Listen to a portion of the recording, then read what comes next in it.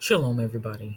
I don't know if this video is actually going to be a part of the series that I'm doing on my experiences, though what I am going to talk about is going to be based on some of my experiences. So, I mean, it could go either way, but I know that I've just been doing a lot of those. I think I'm up to like part 7 or part 8 or something like that. And I don't know, I think it's the idea is like when you do like videos like that, it's better if they're just maybe like up to part 3 or something like that. But anyways, I just got started and I just, all these just memories, just experiences just came, flowing, and they all seemed, pertinent because, again, the idea is to just share, I mean, my experiences, that, I can really relate to these videos that I'm watching.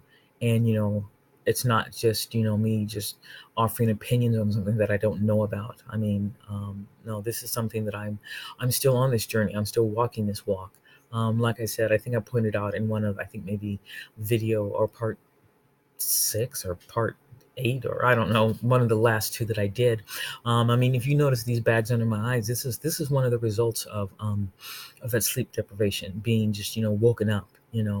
Um, it's no, this it doesn't go away. And one of the things that I've had to accept is, and maybe this isn't, the right attitude, but one of the one I've just had to, accept that this will, probably, continue.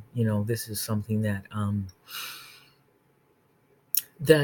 I think the Most High is allowing many of us to go through because of the experiences that we're gaining from them. And also it forces us to cling to Him because, now we know we are that group of people who know for a fact,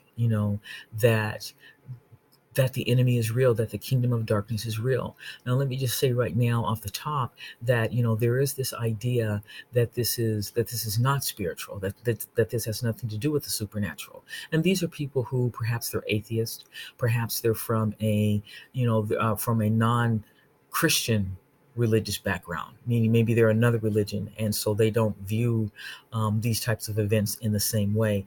But one of the things that I know and that I've come to accept is that, um, again, I don't even view myself as a Christian. I know that I'm a Hebrew Israelite, and I know that the Messiah, that he was not Christian, that none of the apostles were Christians, that none of those early followers of the Messiah, they were not Christians either. In fact, by the time the term Christianity came along, I know also that those Christians and the Christians that we're dealing with today, those are two different people.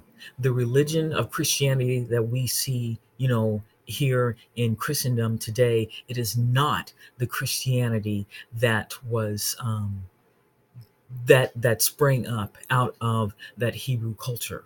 Okay, it's not. It's two different things.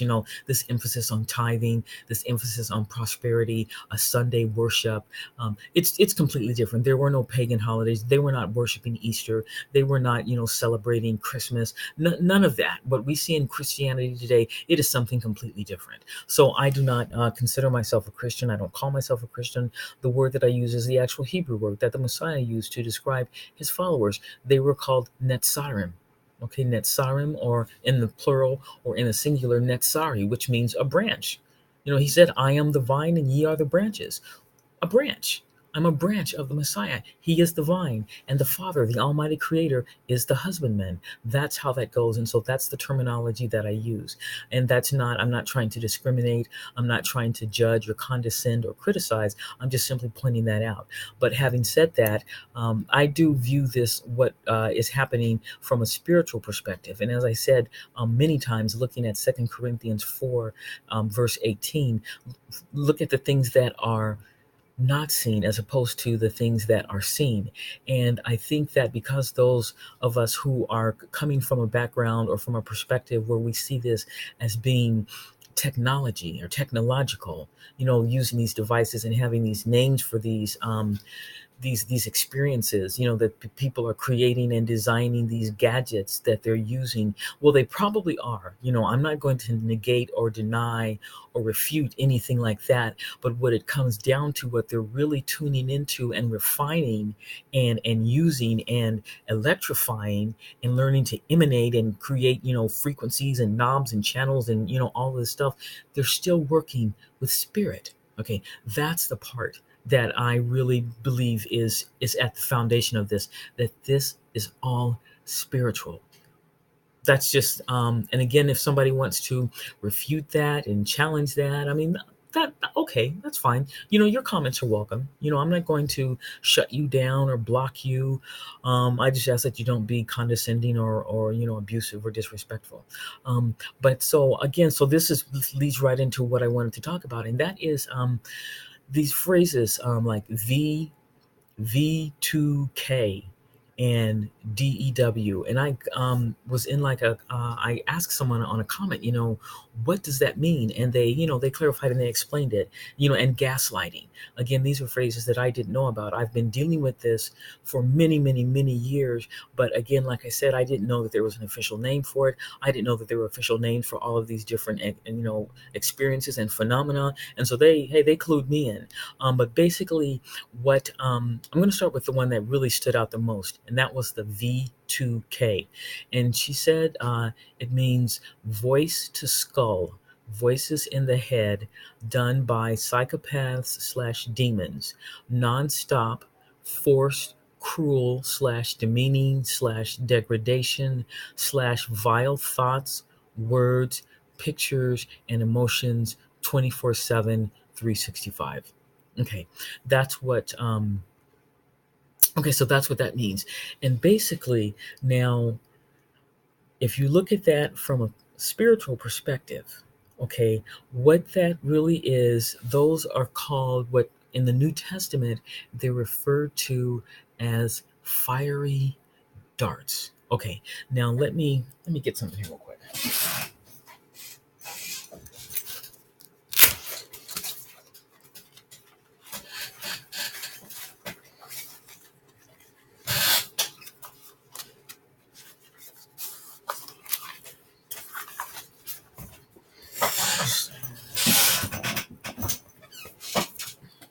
Just wanted to grab my notes because I had written some information down, and I okay, so basically okay, so okay, how can I explain this in a way that will make sense? Okay, because again, like I said, to look at this from this technological point of view, I mean, while it does, okay, and in this world that has been given over into the hands of the wicked, okay, that is at war with the Most High. Okay, remember what Paul said, we battle not against flesh and blood, okay, but against powers, against principalities, okay. So we're talking about, things that are not seen. Again, here it is. That's really what this is about. But in this world that's been given over into the hands of the wicked, one of their strategies for this war is to deny and downplay and just move aside as much as possible the spiritual, because many of us, if they really allow, if the enemy who has control of the airways, who has, he's the prince of the power of the air, who has control of the airways, who has control of technology, who has control of mass communication, if that were really allowed, to really look at this from a spiritual point of view, many of us, okay, would, or more than is happening now, those of us who are really looking at this from a spiritual point of view, we are few and far in between. We are the minority, okay, in this world, okay, that's really looking at it this way, okay. But if they were really would allow this to use spiritual terminology and to acknowledge and and just accept and use spiritual terminology and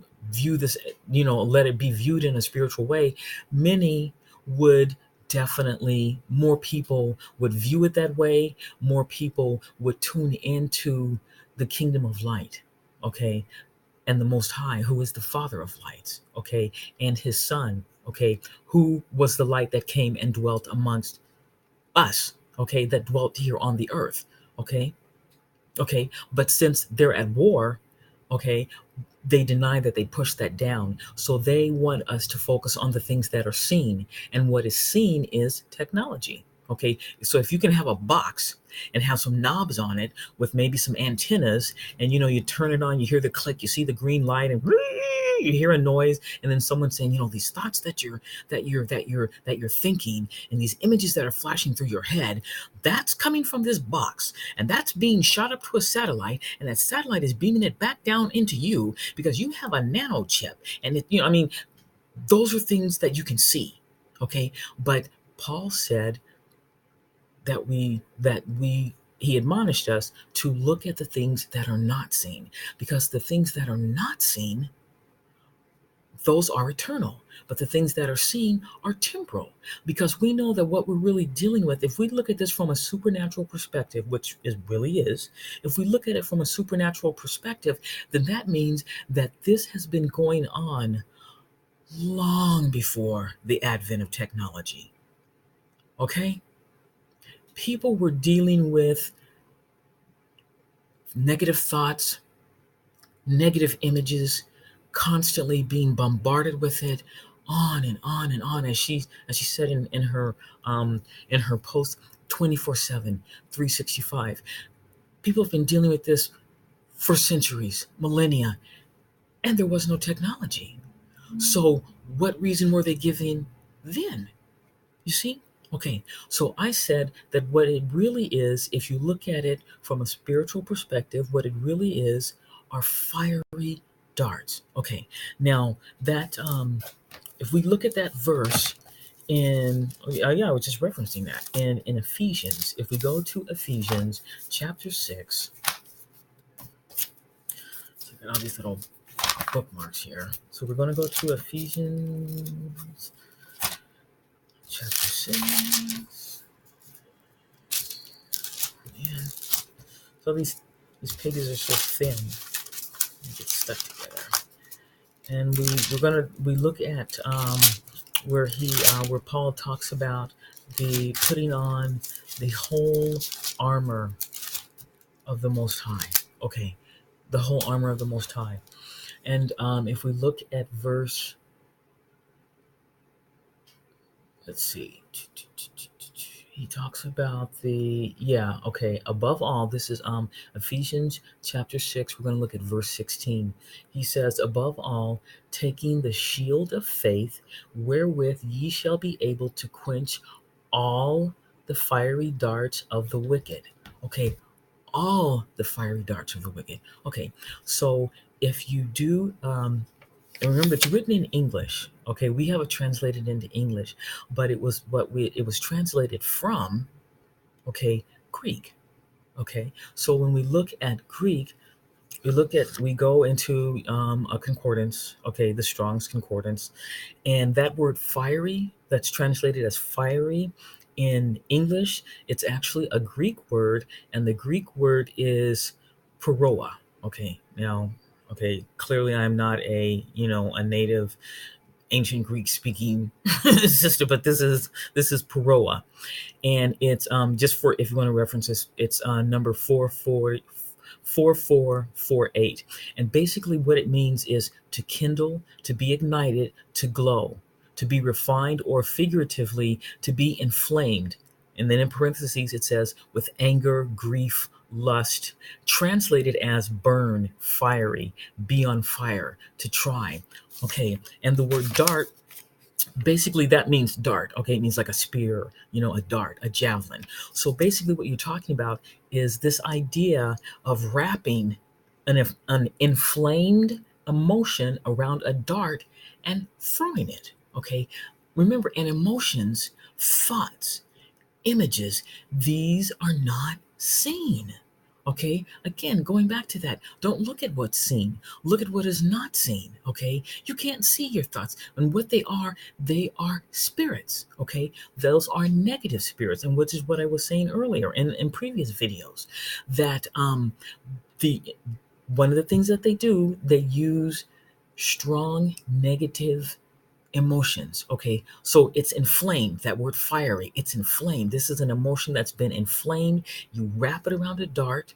Okay, you wrap that and you throw it. You shoot it at the enemy, and they're doing it constantly, constantly, constantly. Okay, so the idea is, so the question would be, how do you thwart that? How do you overcome that?